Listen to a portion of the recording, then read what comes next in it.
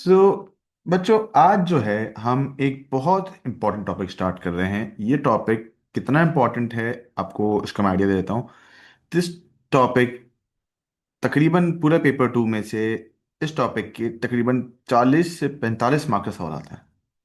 आप बोलोगे sir 40 to 45 marks का सवाल सिर्फ इस टॉपिक से आता है, ये टॉपिक है क्या? अब ये टॉपिक एक साथ एक सवाल नहीं होता, ये मल्टीपल सवाल होते हैं। या यूँ समझो कि सूडो कोड के जितने सवाल होंगे वो इसी से आएंगे। क्या है ये टॉपिक? इस टॉपिक का नाम है मॉड्यूल्स। क्या नाम है टॉपिक का? Module. What is a module? बच्चों, मॉड्यूल कहते हैं हम लोग सब रूटीन्स को। मॉड्यूल्स आर सब रूटीन्स। ठीक है।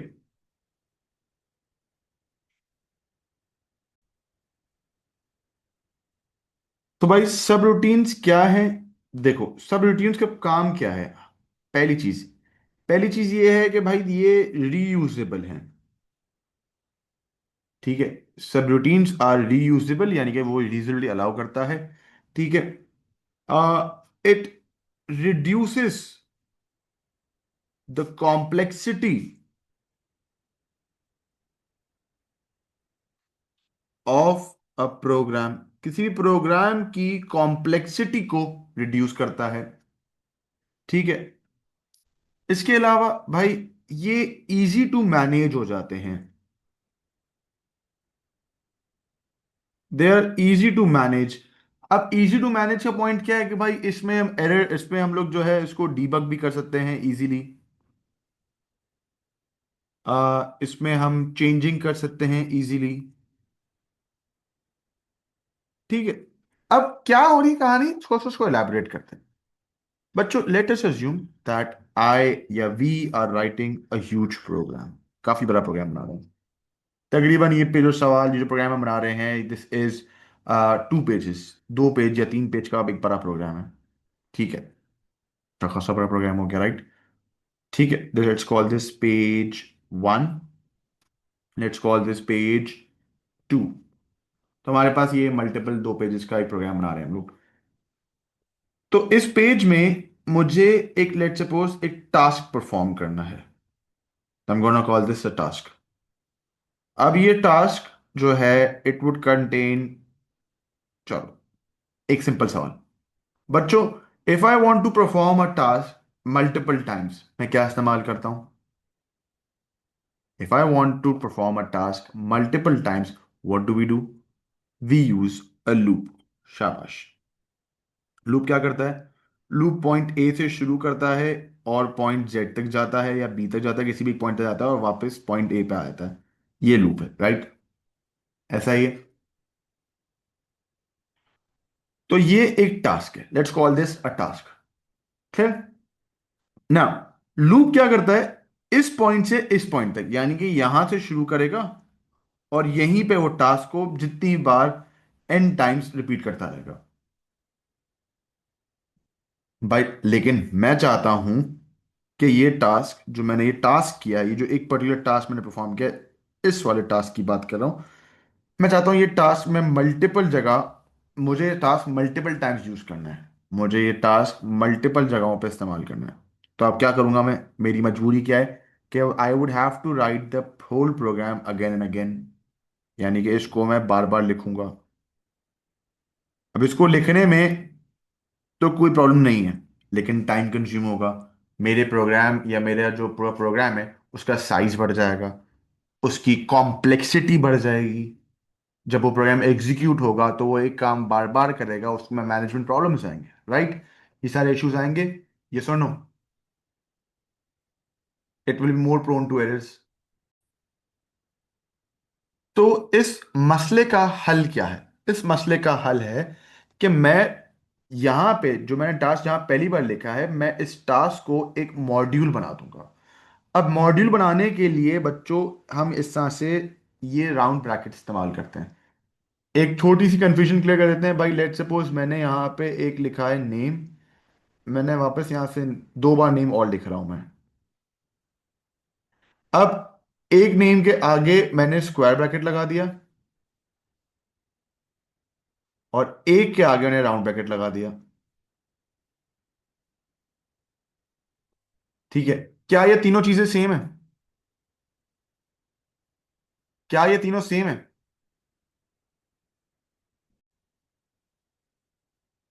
अब देखो, मैंने यहां लिखा है name, name with square bracket, name with round bracket. क्या ये तीनों आइटम सेम है? क्या ये तीनों चीजें सेम है? नहीं, ये तीनों चीजें सेम नहीं है। This is a variable.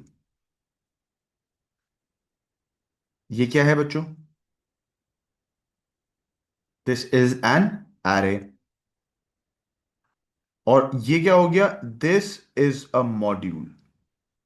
ठीक है ना? मैंने क्या किया, मैं यहां पे टास्क पूरा यहां पे परफॉर्म करूंगा, और इसको मैंने बोल दिया कि ये मेरे पास एक मॉड्यूल है। अब जब मैंने इसको मॉड्यूल बना लिया ना, तो मुझे इनमें से कोई भी प्रोग्राम को वापस लिखने की जरूरत नहीं है। ये सारे प्रोग्राम मैं यहां से हटा दूंगा, और इन सब के आगे मैं ये स्क्वायर ब्रैकेट राउंड ब्रैकेट बना दूंगा, which will make them a module, which gives me the option of reusability.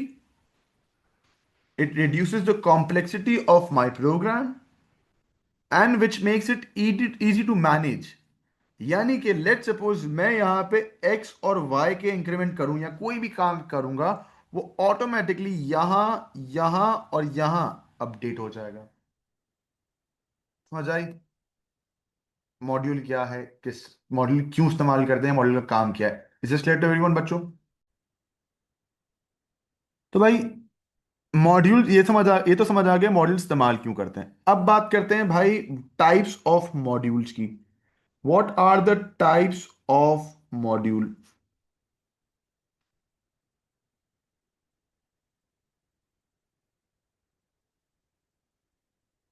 ठीक है, तो भाई टाइप्स ऑफ मॉड्यूल्स क्या क्या है बच्चों, इसकी तरह बात कर लेते हैं। दो टाइप्स के मॉड्यूल्स हमारे पास।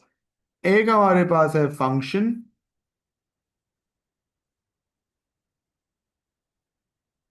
एक हमारे पास है procedure.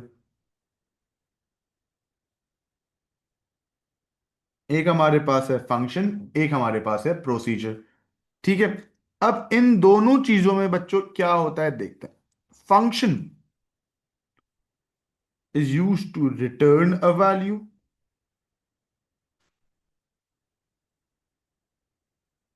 Procedure does not return a value.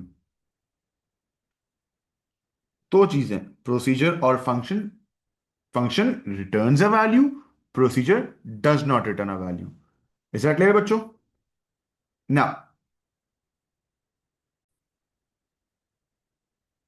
अच्छा जी बच्चों, बच्चों आप लोगों ने फंक्शन और प्रोसीजर को थोड़ा सा एक्सप्लेन करते हैं। रिटर्न का कॉन्सेप्ट एक आया है जो आप लोग के लिए एक नया वर्ड है, रिटर्न। रिटर्न क्या है?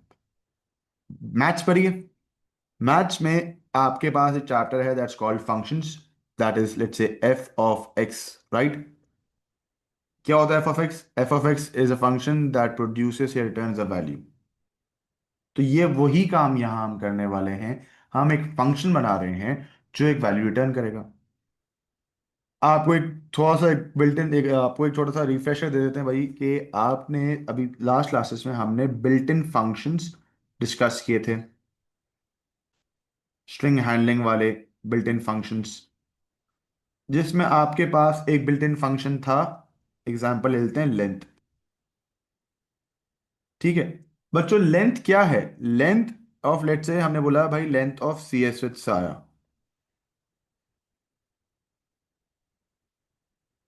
तो length of C S with साया क्या बना रहा है, क्या रिटर्न कर रहा है? लेंथ का काम क्या था? लेंथ का काम था to count the number of, to count the number of characters in this string. तो लेंथ क्या कर रहा है? Length returns a value called 10।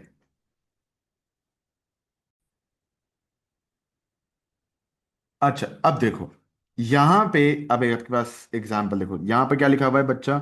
Length of this string returns N integer.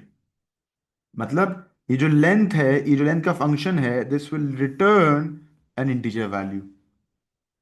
समझ आ रही है बच्चों? रिटर्न का मतलब क्या है? रिटर्न का मतलब होता है प्रोड्यूसेस अ वैल्यू। रिटर्न का मतलब है रिटर्न का मतलब है इट प्रोड्यूसेस अ वैल्यू। ठीक है। तो अगर मैं लिखता हूं यहां पे x equals to length of C S with साया,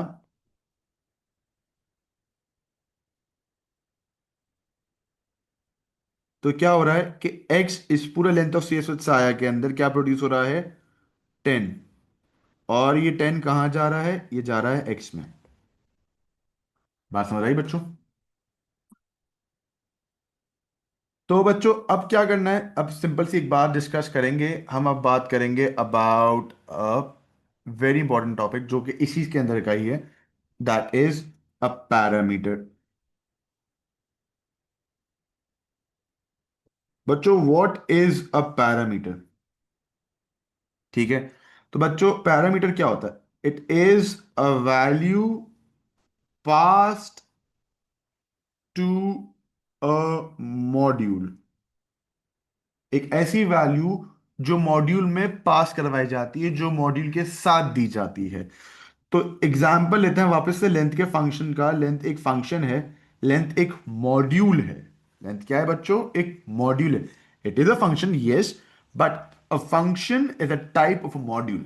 तो अगेन लेंथ क्या है बच्चों? एक मॉड्यूल है। और उस मॉड्यूल में अगर मैं यहां पे लिख रहा हूं वैल्यू सी एस विथ साया, तो ये जो सी एस विथ साया लिखा हुआ है, दिस इज अ पैरामीटर। जो सी एस विथ साया है ना, दिस इज अ पैरामीटर।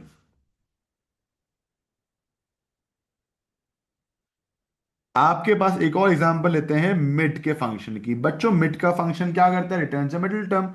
तो मिड में मेरे पास तीन पैरामीटर्स हैं, X Y and Z. X is the string जिसमें से डेटा एक्सट्रैक्ट करना है, Y is the starting point के जहां से एक्सट्रैक्शन शुरू करनी है, and Z is the number of characters to extract करने हैं। तो मेरे पास एक्स वाई और जेड, यहाँ पे मेरे पास ये तीनों क्या हैं?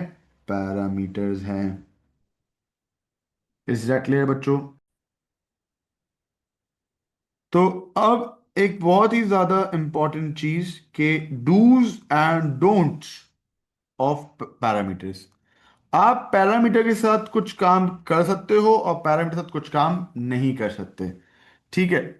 तो पहली बात, पहले हम बात करते हैं, यू डू नॉट और यू कैन। कुछ काम आप कर सकते हैं पैरामीटर के साथ, कुछ काम आप पैरामीटर के साथ बिल्कुल भी नहीं कर सकते। तो पहले हम बात करेंगे जो काम हम बिल्कुल भी नहीं कर सकते। तो कौन सा काम बिल्कुल नहीं कर सकते? सबसे पहला, सही, सबसे पहला काम कि you do not declare a parameter. You do not initialize a parameter. What is the meaning of initialize? Initialize का मतलब जो हम लोग काउंट या टोटल वैल्यू को इनिशियलाइज करते हैं, zero, that is what it means by initialise.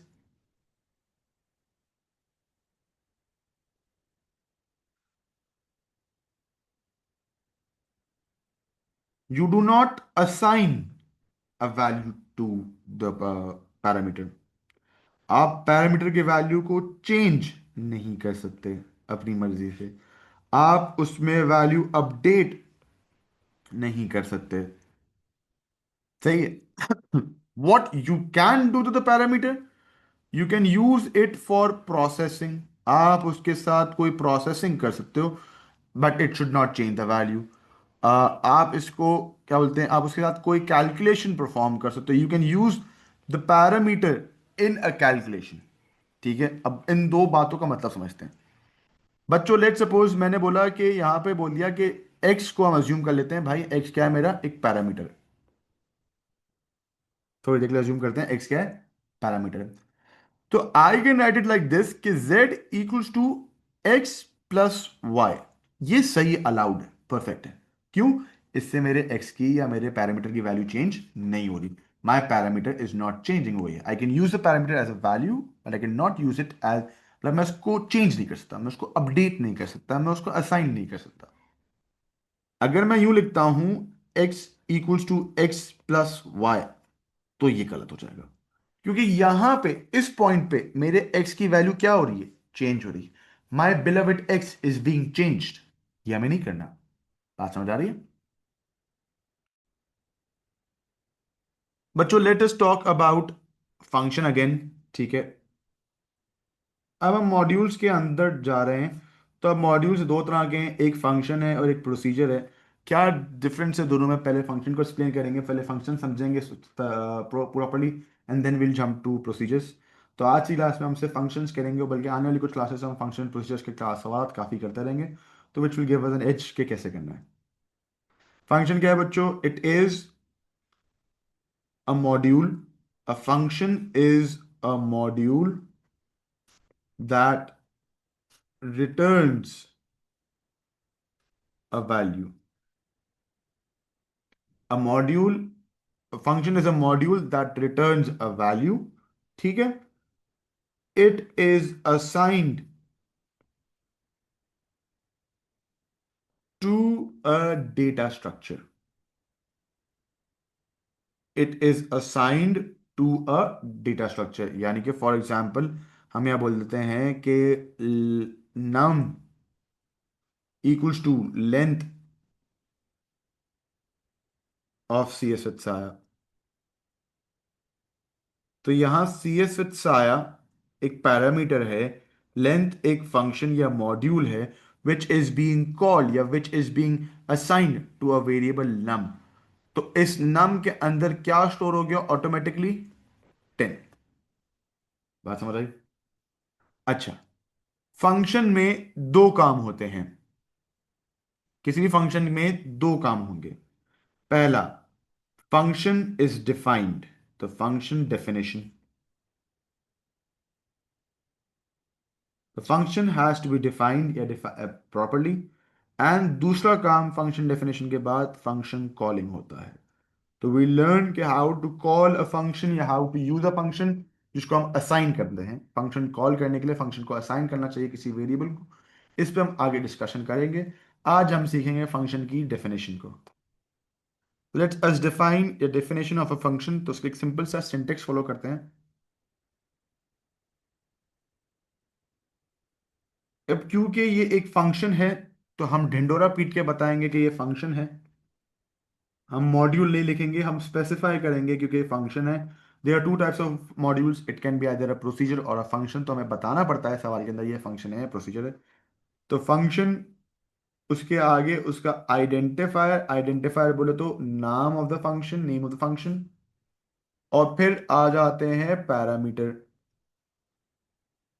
अब पैरामीटर जितने होंगे उतने उनके डेटा टाइप्स होंगे। क्या एक पैरामीटर हो सकता है? क्या दो हो सकते हैं? क्या तीन हो सकते हैं? जितने चाहे हो सकते हैं, कोई फर्क नहीं पड़ता। क्या जरूरी है कि पैरामीटर हो? ये भी जरूरी नहीं कि पैरामीटर हो सकता है पैरामीटर हो ही ना, तो पॉसिबल है। अच्छा, आगे लिखते हैं हम रिटर्न। ठीक है, अब मैं यहां से इसको मिटा रहा हूं क्योंकि मेरे पास जगह नहीं है, वरना लिखते यहीं पर है। ठीक है ना? मैं यहां लिख देता हूं इसको, returns data type. A function will always return a data type value but not in a variable। इसको इस तरह समझते हैं कि हम डेटा टाइप रिटर्न कर रहे हैं। इसको इस तरह समझते हैं कि मेरे पास यहाँ पे आपके सामने फंक्शन शीट्स हैं। तो लेट सपोज मैंने यहाँ पर पढ़ रहा हूँ टू लोअर डेटा टाइप, यानी कि ये आपके पैरामीटर्स आ गए, रिटर्न्स डेटा टाइप। ठीक है, चलो इधर देखो, थोड़ा सा क्लियर करते हैं। मिड का फंक्शन है दिस स्ट्रिंग, डेटा टाइप क्या है? String. X integer, Y integer. एक पैरामीटर, दो पैरामीटर, तीन पैरामीटर। रिटर्न क्या कर रहा है? String. What is string? It is a data type. इधर देखो, क्या बात की हमने कि पैरामीटर एक या एक से ज्यादा जितने भी हों, जितने डेटा टाइप, जितने पैरामीटर हैं उतनी डेटा टाइप्स हैं। और रिटर्न क्या कर रहा है? डेटा टाइप कर रहा है। यहां भी यही हो रहा है। आप इस देखो कि भाई मेरे पास एक राइट वाला फंक्शन देख लो, राइट का फंक्शन है, डेटा टाइप एक, दो। जितने डेटा टाइप्स हैं उतने जितने पैरामीटर्स हैं, दोनों पैरामीटर एक पैरामीटर दो, जितने पैरामीटर हैं उतनी डेटा टाइप्स हैं। रिटर्न ये क्या कर रहा है? डेटा टाइप कर रहा है। बात समझ आई बच्चों? तो अब जो भी काम हम करना चाहते हैं फंक्शन डेफिनेशन में, जाहिर है फंक्शन कुछ ना कुछ एक्शन परफॉर्म कर रहा होगा, तो एक या एक से ज्यादा एक्शन, जितने भी एक्शन हैं वो परफॉर्म करेगा। और क्योंकि रिटर्न करना है कोई डेटा टाइप, तो ये रिटर्न करेगा। ये भी इसका सिंटेक्स का पार्ट है। ये रिटर्न करेगा, कुछ भी रिटर्न करेगा। It can return anything. It may return N identifier. इसको आइडेंटिफायर टू बोलता हूँ क्योंकि इसमें हम उसी सवाल में पूरा करेगा इसको ये। ठीक है। और एंड फंक्शन। और ये फंक्शन को क्या कर देगा? एंड कर देगा। अब ये इतनी सारी बातें हो गई हैं, इसको समझाते हैं आपको बच्चों, कैसे समझाते हैं इसको, एक सवाल करते हैं जिसमें आपको क्लियर आ जाएगा। चलो, क्वेश्चन लिखा हमने, बहुत बेसिक सा क्वेश्चन है। ठीक है। राइट अ फंक्शन परसेंटेज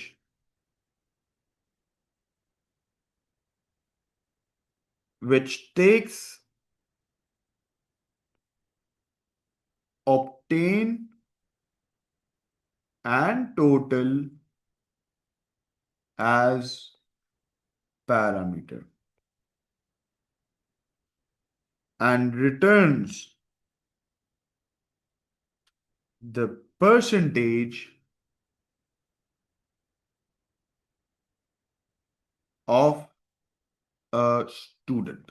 ये एक स्टूडेंट के लिए हम फंक्शन बना रहे हैं जो स्टूडेंट के लिए इसकी परसेंट कैलकुलेट करेगा। ठीक है। अब देखो कुछ चीजें। सबसे पहले ये परसेंटेज। बच्चों what is this?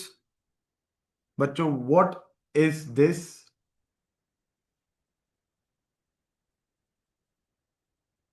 This is a module. शाबाश। This is an identifier of the module. तो ये जो है आपके पास एक रिजर्व वर्ड हो गया। आप इसको एज एन आइडेंटिफायर या एज अ वेरिएबल यूज नहीं करते। तो यू कैन नॉट लिख लेता हूं मैं यहां पे, you can not use it as a variable. अब ये एक वेरिएबल के लिए इस्तेमाल नहीं हो सकता। ठीक है। ये रिजर्व हो चुका है। अब ये सिर्फ एक परसेंटेज का फंक्शन है।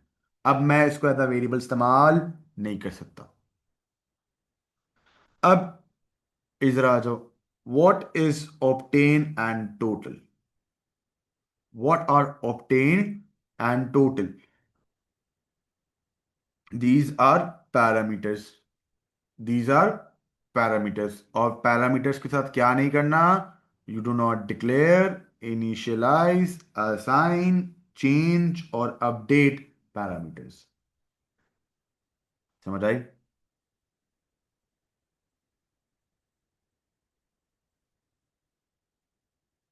अब हम स्टार्ट करते हैं। पहला काम होता है फंक्शन बनाने का। बोला था फंक्शन लिखा हमने। फंक्शन। फंक्शन का नाम क्या है? परसेंटेज। परसेंटेज की डेटा टाइप क्या आएगा भाई? पहला पैरामीटर क्या आ गया हमारे पास? ऑप्टेन। ऑप्टेन की डेटा टाइप क्या है? इंटीजर। फिर हमारे पास है टोटल। टोटल की डेटा टाइप क्या है बच्चों? वापस से इंटीजर। सर जब डेटा टाइप सेम हो तो एक साथ लिख सकते हैं। देखो यार, जनरली केसेस में मैं प्रेफर करता हूँ ना लिखो। कुछ मार्किंग स्कीम्स मैंने देखा है कि उसमें उन्होंने अलाउ कर दिया है, यानी कि एक साथ लिखा है। On my perspective it should not be allowed. इसकी एक सिंपल सी रीजन दिखा देता हूँ आपको भाई।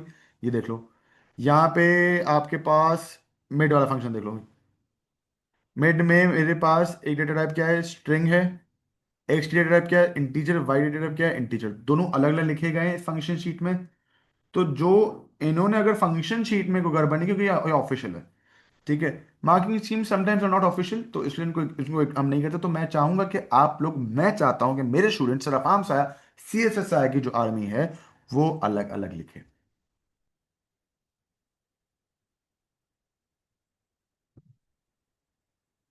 रिटर्न्स अब परसेंटेज की डेटा टाइप क्या होता है बच्चों? रिटर्न हमने कर दिया रियल। ठीक है, यहां तक किसी को मसला? तो परसेंटेज का जो डेटा टाइप है वो क्या है? रियल। हमें क्या रिटर्न करना है? रिटर्न से परसेंटेज। परसेंटेज का डेटा टाइप क्या है बच्चों? रियल है। अब एक लॉजिकल आपको एक छोटी सी ट्रिक बताता हूं। जो चीज रिटर्न करनी है ना बच्चों, जो चीज रिटर्न करनी है उसका एक वेरिएबल बना लो। तो यहां पे हम डिक्लेयर करवा लेते हैं, डिक्लेयर आंसर नाम का वेरिएबल बना लिया मैंने, और उसे डेटा मैंने रख दी रियल। अब लिखा मैंने आंसर इक्वल्स टू, बच्चों what is the mathematical formula for percentage? What is the mathematical formula for percentage? It is obtain divided by total multiply by 100। ये आ गया मेरे पास। और अब क्योंकि मुझे रिटर्न करवानी है परसेंटेज, तो परसेंटेज क्या कैलकुलेट हुई है? आंसर में कैलकुलेट हुई है। तो मैं रिटर्न करवा दूंगा आंसर और एंड फंक्शन।